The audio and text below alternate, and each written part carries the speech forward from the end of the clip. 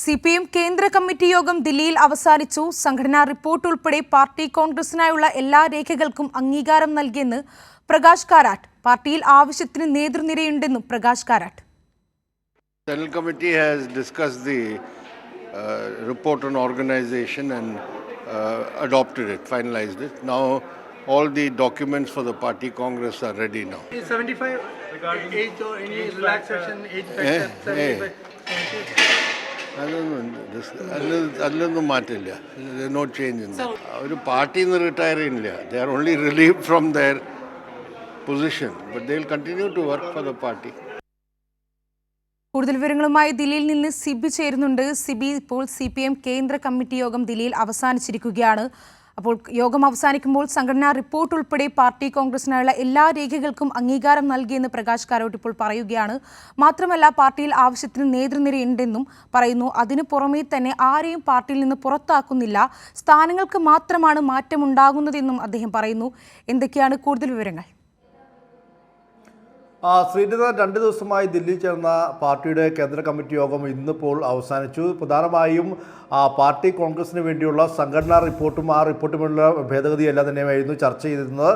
കഴിഞ്ഞ ദിവസം PBയിലെല്ലാം തന്നെയും ഈ ചർച്ച ചെയ്ത റിപ്പോർട്ട് ഇന്നിപ്പോൾ കേന്ദ്ര കമ്മിറ്റി ഭേദഗതി എല്ലാം തന്നെയും പരിശോധിച്ച ശേഷം ഇന്നിപ്പോൾ ഈ കേന്ദ്ര കമ്മിറ്റി അംഗീകരിക്കുകയും ചെയ്തു. എന്നാലും പാർട്ടി കോൺഗ്രസിന് വേണ്ടിയുള്ള എല്ലാ രേഖകളും അംഗീകരിച്ചതായി കോർഡിനേറ്റർ കൂടിയായ പ്രകാശ് കാരാട്ട് വ്യക്തമാക്കുകയും ചെയ്തു. അതോടൊപ്പം തന്നെ മാധ്യമങ്ങൾ ചോദിച്ചത് പ്രായപരിധി സംബന്ധിച്ചുള്ള വിഷയമായിരുന്നു. പ്രായപരിധി എന്ന നിബന്ധനയിൽ ഇപ്പോഴും മാറ്റമില്ല. പിന്നീട് പ്രായപരിധി ഉണ്ട് എന്ന് കരുതി ഈ നേതാക്കന്മാർ അവരുടെ സ്ഥാനങ്ങളിൽ നിന്നും അല്ലെങ്കിൽ പദവികളിൽ നിന്നും മാത്രമേ മാറുന്നുള്ളൂ. അവർ പാർട്ടിയിൽ നിന്ന് പോകുന്നില്ല. അവർ പാർട്ടിയിൽ ശക്തമായി തന്നെ തുടരുകയും ശക്തമായി പ്രവർത്തിക്കുകയും ചെയ്യും.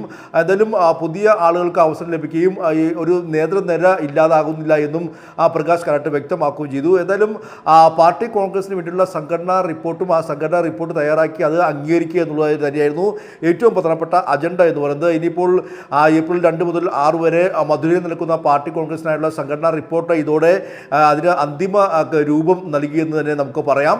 അതിന് അംഗീകാരം കേന്ദ്ര കമ്മിറ്റി നൽകിയിരിക്കുന്നു. ഇന്ന് രാവിലെ 1 മണിക്കൂറോളം PB ചേർന്നിരുന്നു. കാരണം ഇന്നലെ കേന്ദ്ര കമ്മിറ്റി ചേർന്നപ്പോൾ ഈ റിപ്പോർട്ടുകൾ ചില ഭേദഗതി വരികയും അത് ഇന്നിപ്പോൾ രാവിലെ PB വീണ്ടും ചർച്ച ചെയ്യുകയും പിന്നീട് കേന്ദ്ര കമ്മിറ്റിയിൽ അത് ആ ഒരു റിപ്പോർട്ട് അന്തിമ രൂപം നൽകി അംഗീകരിക്കുകയായിരുന്നു.